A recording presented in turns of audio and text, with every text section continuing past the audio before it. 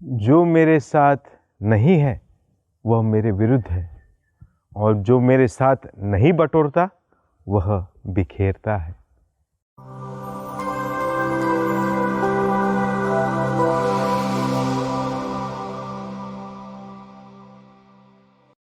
क्रिस्त में मेरे प्रिय भाइयों और बहनों, जब बच्चा छोटा होता है तो वह अपने माता पिता पर पूर्ण रूप से निर्भर रहता है हर चीज़ के लिए, और छोटी छोटी चीज़ों में अपने माँ बाप के पास दौड़ कर जाता है और जो भी उससे ज़रूरत है वो उसे पूरी करने की मांग करता है।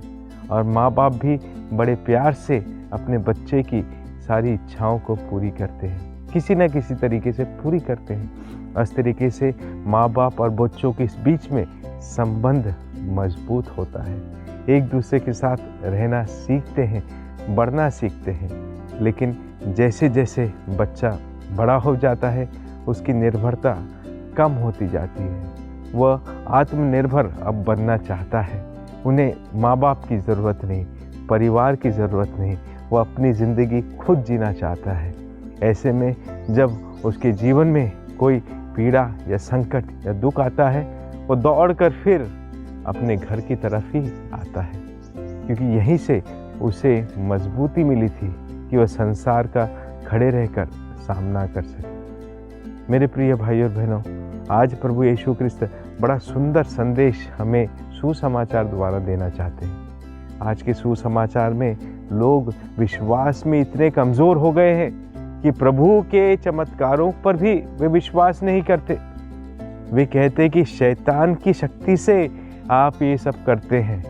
ऐसे अभियोग लगाने पर यीशु को भी बहुत दुख होता है, लेकिन फिर भी वे उन्हें आश्वासन देते हुए कई उदाहरण देकर समझाने का प्रयास करते हैं, क्योंकि विश्वास की कमी के कारण लोग ऐसी बातें कर रहे थे। इसलिए अंतिम वाक्यों में प्रभु कहते हैं कि जो मेरे साथ नहीं रहता है वह मेरे विरुद्ध है, और जो मेरे साथ नहीं बटोरता वो बिखेरता है। यही सही बात है। जब हम प्रभु के मार्गों पर चलते हैं, सही राह पर चलते हैं, अच्छाइयों पर चलते हैं, तो चाहे कितनी भी दुख तकलीफ का सामना हमें करना पड़े, हमारे जीवन में कितने भी उतार चढ़ाव आए, हम कभी दुखी नहीं होंगे। दुख को हंसकर झेलेंगे, क्योंकि प्रभु ही हमारा सच्चा आनंद है।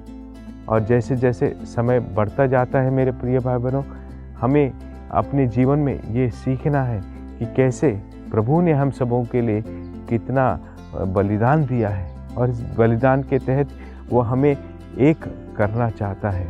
क्या हम प्रभु के साथ एक होना चाहते हैं? ये प्रश्न हम सबों के लिए आज प्रभु खुले दिल से प्रस्तुत करते हैं। जब लोगों को यीशु पाठ सिखा रहे थे, वो स्वयं अपनी ओर से कार्य करते रहते हैं ताकि लोगों के दिल में ईश्वर के लिए जगह बन जाए, लोग अच्छाई के मार्ग पर आ जाएं, वे प्रभु की ओर लौट कर आ जाएं। इसलिए यूहन्ना का सुसमाचार अध्याय 10 पद संख्या 27 में प्रभु का वचन कहता है कि मेरी भेड़ें मेरी आवाज़ पहचानती हैं, मैं उन्हें जानता हूँ और वह मेरा अनुसरण करती है। और क्या ये सचमुच में होता है? स्तोत्र ग्रंथ अध्याय 23 में हम बड़े खुशी से, आनंद से स्तोत्र को कहते हैं, प्रभु यीशु मेरा चरवाहा है, मुझे किसी बात की कमी नहीं, वह मुझे हरे भरे मैदानों में ले चलता है। क्या इन शब्दों का हमारे लिए कोई मोल है? क्या हम इन शब्दों पर विश्वास कर पाते हैं?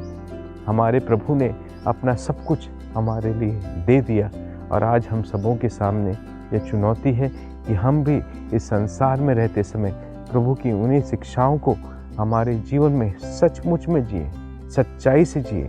और जब हम ऐसा करेंगे तो प्रभु की भरपूरी शक्ति और आशीष हमारे ज़रिए काम करेगी, और हम भी कई सारे लोगों को सच्चे ईश्वर के पास वापस लाने में सक्षम होंगे, उनके जीवन में भी खुशियाँ लौट आएगी।